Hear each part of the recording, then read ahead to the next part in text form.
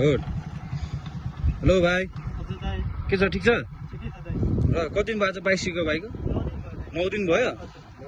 आज उकालो चाहिँ फर्स्ट डे हो ए फर्स्ट डे है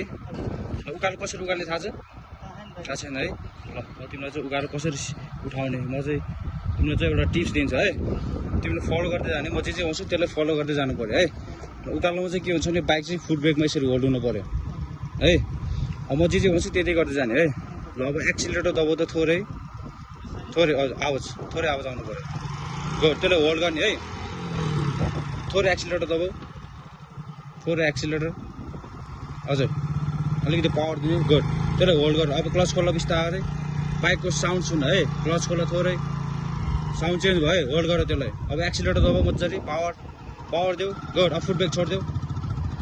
गुड